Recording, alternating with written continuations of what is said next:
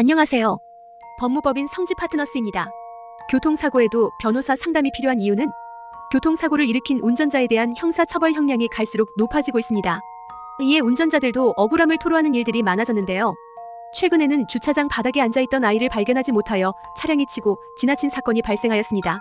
운전자 측 보험사는 운전자에게 100% 과실이 있다고 판단하였습니다. 그러나 운전자는 운전석 시야에서 아이를 발견할 수 없었다며 억울함을 호소하였는데요. 이 사건에 대하여 법률 전문가들은 법적으로 대응하였을 때 유죄 선고를 피할 수 있을 것이라고 전망하였습니다. 이렇듯 보험사 측이 운전자 과실이 있다고 판단하였어도 법적으로 대응하였을 때는 다른 판단을 기대해 볼 수가 있습니다. 운전자 과실이 어느 정도 인정된다고 하더라도 억울한 점이 있을 때는 변호사와 상담하여 보시기를 권유드립니다. 어린이 보호구역 교통사고도 법적 대응 가능할까? 어린이들은 교통안전에 대한 인식이 미숙하여 어디서 튀어나올지 모릅니다. 그래서 달려오는 차량에 부딪히는 사고들이 자주 일어났습니다.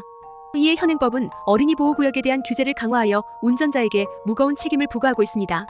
어린이 보호구역에서는 지정되어 있는 속도 이하로 서행하여야 하며 커브 길이 나오는 경우 일단 정지한 후 어린이가 없는지 필시 확인하여야 합니다. 또한 이 안전수칙은 어린이가 없더라도 지켜져야 합니다. 하지만 운전을 하다 보면 집중력이 저하되어 이러한 수칙을 지키지 못하는 경우도 발생되고는 하는데요.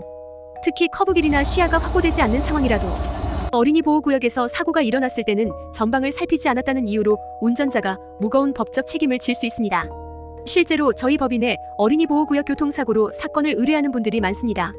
어느 정도의 과실은 인정하지만 어린이가 순식간에 튀어나와 피하기 어려웠기에 법적 대응을 하면 정상 참작을 받을 수 있는지 궁금해하시는데요. 다음으로 저희 법인에서 직접 해결한 어린이 보호구역 교통사고 사례를 말씀드리며 법적 대응을 하였을 때 어떠한 처분을 받았는지 알려드리겠습니다. 어린이 보호구역에서 발생한 교통사고. 어린이 부모가 상해를 주장한 사건.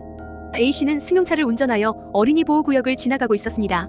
우회전을 하기 위하여 핸들을 틀었는데 자전거를 탄 만 10세 어린이가 불쑥 튀어나와 차량을 급정거하였습니다. 앞을 보니 어린이가 넘어져 있었습니다. A씨는 차량에서 내려 어린이의 상태를 살폈습니다. 다행히 크게 다치지 않은 어린이는 괜찮다며 스스로 일어섰습니다. A씨는 혹시 나중에 다친 곳이 발생되면 연락하라며 명함을 전하였습니다. 그래도 어린이 보호구역에서 일어난 교통사고였기에 A씨는 찜찜함이 가시지 않았습니다. 이후 어린이의 부모가 병원에 방문하였다며 A씨에게 연락하였습니다. 그리고 부모는 경찰에 진단서를 제출하며 본 사고로 인하여 상해가 발생하였다고 진술하였습니다. 이로써 A씨는 특정범죄 가중처벌 등에 관한 법률에 따른 어린이 보호구역 치상 혐의를 받게 되었습니다. A씨는 경찰서에 출석하여 조사를 받았습니다. A씨는 당시 경황이 없었으나 지금 생각해보니 어린이와 부딪히는 느낌을 받지 못하였고 사고 현장에 움푹 패여있는 부분이 있었는데 어린이가 그로 인하여 넘어진 것 같다고 진술하였습니다. 그러나 어린이 보호구역에서 어린이의 안전을 유의하면서 전방 및 좌우를 살펴 안전하게 운전해야 할 업무상 주의 의무를 소홀히 한 점에서 혐의를 피하기가 어려웠습니다. 이에 A씨는 저희 법인에 상담을 의뢰하였습니다. 어린이 보호구역 교통사고도 법적 대응이 가능한지 물었습니다. 담당 변호인은 사건을 검토한 후 법적으로 다툴 수 있는 부분을 조언하였습니다. A씨는 변호사를 선임하여 법적 대응을 하기로 결정하였습니다. 어린이 보호구역 치상죄는 반의사 불벌죄에 해당하지 않으므로 피해자와 합의가 되더라도 기소 결정될 수 있었기에 A씨에게 유리한 정상으로 참작될 수 있는 요인을 밝힐 필요가 있었는데요.